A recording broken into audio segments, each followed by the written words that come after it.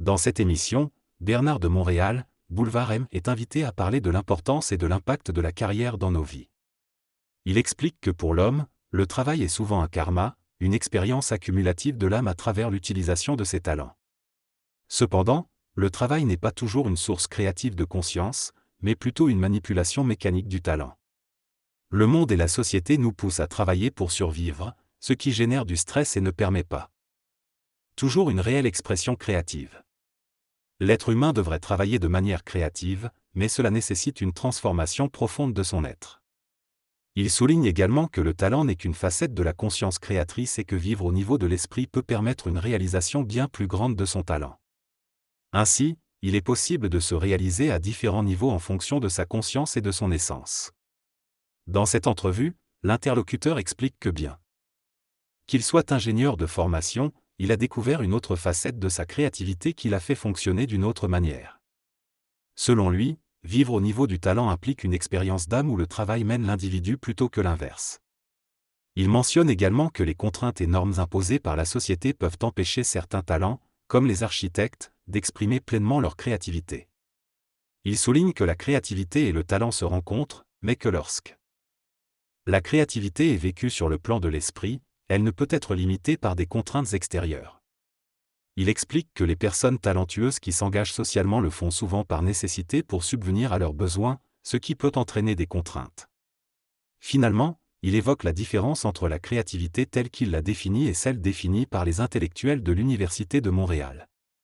La créativité est un état mental qui permet à l'individu de s'exprimer selon ses besoins internes, en lien avec sa connexion entre son esprit et son ego. Cependant, l'homme est souvent limité par les contraintes de la société, liées à l'ego, à l'insécurité et à la survie. Pour être véritablement créatif dans un environnement de travail, il faudrait trouver des personnes partageant les mêmes valeurs et être en mesure de travailler ensemble de manière créative.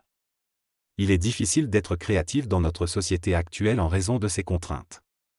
Cela implique un état mental et un environnement propice, plutôt qu'une simple action sur l'environnement. Si la société devenait réellement créative, elle pourrait potentiellement détruire la civilisation existante, car cette dernière ne pourrait pas supporter la puissance et la dynamique de cette créativité. Par exemple, un individu doué en mathématiques, physique et chimie pourrait être contraint de travailler dans une entreprise spécialisée dans des domaines tels que l'armement ou les pesticides, plutôt que de se consacrer pleinement à son talent. Dans cette discussion, Bernard de Montréal aborde le sujet de la mécanique karmique du travail. Il partage l'histoire d'un homme qui travaillait dans le domaine de la militarisation de la science par patriotisme. Suite à une expérience où il est invité à se connecter à sa conscience, l'homme réalise que sa motivation pour travailler dans ce domaine n'était pas réellement liée au patriotisme, mais plutôt à une expérience de vie dont il fait partie. Bernard explique que le travail karmique de l'homme fait partie de l'expérience de l'âme, qui est collective et mondiale. Il ajoute que la civilisation dans laquelle nous vivons est le fruit du karma existentiel de l'homme sur Terre. Cependant, à un certain moment, l'homme devra individualiser sa conscience et passer du plan de l'âme au plan de l'esprit afin de cesser de travailler de manière karmique et plutôt travailler de manière créative. Dans le contexte de la discussion sur le travail karmique, D mentionne que les motivations des individus peuvent varier. Parfois, c'est l'argent qui motive, d'autres fois c'est le patriotisme ou d'autres facteurs externes. Il souligne que les raisons du travail karmique sont propres à chaque individu et peuvent être influencées par des aspirations internes, des pulsions ou des raisons personnelles. Bernard mentionne également que certaines personnes, après avoir compris la nature vampirique du système et des grandes entreprises, décident de ne plus poursuivre leur carrière. Il donne l'exemple d'un homme millionnaire aux États-Unis qui continue à travailler non pas pour l'argent, mais par choix. Il estime qu'il est important pour chaque individu de comprendre ses motivations et de travailler de manière créative plutôt que de se laisser guider uniquement par des éléments karmiques. Dans cette conversation, l'auteur mentionne un homme qui semble être financièrement sûr mais qui continue à travailler malgré cela. Il explique que cet homme trouve son énergie dans son travail car il agit de manière créative et utilise son intuition pour prendre des décisions. L'auteur affirme que cette manière de travailler permet à cet homme de se libérer du karma et de vivre pleinement dans l'instant présent. En comparaison, il mentionne une autre catégorie de travailleurs qui sont plus soumis à leur karma et qui ne semblent pas avoir de vision claire de leur avenir professionnel. Selon lui, ces individus ont souvent des problèmes de survie, soit sur le plan matériel, soit sur le plan psychologique. En résumé, l'auteur évoque la différence entre les travailleurs qui agissent de manière créative et connectés à leur esprit et ceux qui sont plus soumis à leur karma et aux forces extérieures. Dans cette conversation, l'accent est mis sur la créativité et l'importance de la connexion avec l'esprit. L'orateur affirme que la créativité n'est pas liée à la richesse matérielle, mais plutôt à une pulsion intérieure qui provient de l'esprit. La créativité de l'âme, en revanche, peut conduire à la destruction car elle est basée sur des mémoires anciennes. L'esprit, lui, est une énergie créative constante qui ne peut pas détruire. Cependant, pour vivre cette créativité au niveau d'une conscience créative, cela nécessite une transformation de la conscience humaine et une confrontation avec son propre ego. Enfin, la structure karmique résulte du refus de supporter le pouvoir et l'autorité de l'esprit. Dans cette déclaration, le conférencier souligne l'importance de travailler avec l'esprit et de se connecter à son énergie fondamentale. Il affirme que l'esprit peut guider l'individu et l'aider à évoluer, mais que cela nécessite de surmonter ses émotions, insécurités et limitations humaines. Lorsque l'individu se branche sur son énergie spirituelle, il peut atteindre une grande créativité et une liberté totale. Cependant, le conférencier souligne également que l'évolution de l'esprit n'a pas de limite et que l'esprit peut pousser l'individu à dépasser ses propres limites, en l'initiant à une science spirituelle plus avancée. Si l'individu atteint un certain plafond, il peut rencontrer des obstacles dans sa progression. Le fait d'avoir un travail sans limite est quelque chose qui dépasse l'entendement humain. Lorsque l'homme est en connexion télépathique avec son esprit, il n'est plus intéressé par la notion de limite et d'avenir lointain. Il se concentre sur le présent et sur ce qu'il peut accomplir immédiatement. Sur le plan de l'esprit, tout est connu et l'homme vit une programmation créative. Il y a une différence entre l'homme inconscient qui suit une programmation mécanique et l'homme conscient qui vit une programmation créative. Ce dernier est obligé de sortir du cycle karmique du travail car son mental devient trop créatif. L'homme prend conscience que la vie est un jeu et lorsqu'il découvre les lois de l'esprit, il ne peut plus vivre sa vie simplement comme il le souhaite. Il y a une connexion qui se fait entre l'esprit et l'ego, mais pour que cette relation soit équilibrée, l'âme doit être transmutée, c'est-à-dire que les peurs et les insécurités de l'ego doivent être transformées. Cela nécessite un niveau de conscience suffisamment avancé pour entrer en communication télépathique avec les plans de l'esprit.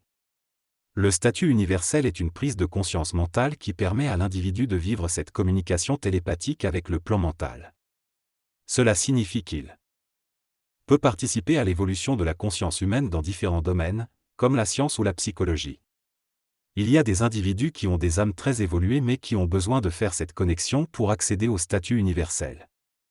Une fois cette connexion établie, une transmutation des corps subtils se fait, conduisant à une fusion de l'ego avec l'énergie de l'esprit.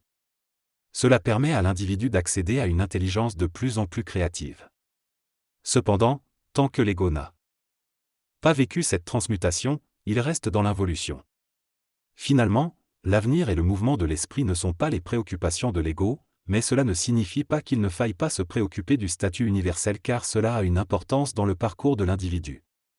Dans cet extrait, Bernard de Montréal parle de la préoccupation des gens vis-à-vis de leur travail et de leur sécurité future. Il explique que cette préoccupation fait partie de la survie psychologique et matérielle de l'âme à travers la matière. Il ajoute que cette préoccupation est engendrée par la peur de l'échec, de la perte et de l'insécurité psychologique et matérielle, qui se rapproche symboliquement de la peur de la mort. Il mentionne également que sans karma dans le travail, un individu peut continuer à être créatif même à un âge avancé. Il souligne que l'accumulation de l'énergie et de l'intégration de cette énergie dans l'individu rendent celui-ci puissant et capable de marquer le monde. Il précise que la retraite et les plans de sécurité n'ont pas d'importance pour le développement du travail dans un individu conscient de l'avenir.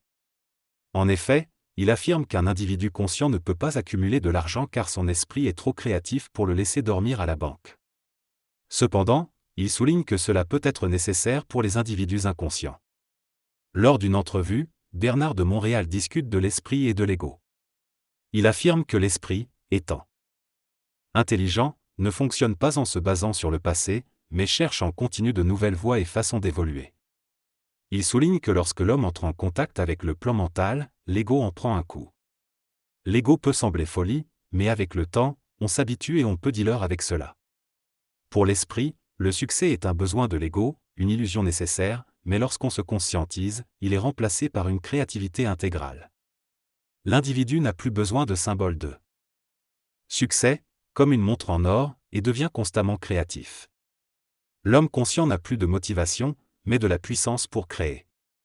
La motivation est vue comme une manipulation psychologique de la part des corporations pour soutirer le maximum de travail, et c'est considéré comme anti-intelligence individuelle. La motivation peut mener au burn-out et est devenue la grande religion du commerce. Bernard de Montréal rejette cette notion de motivation.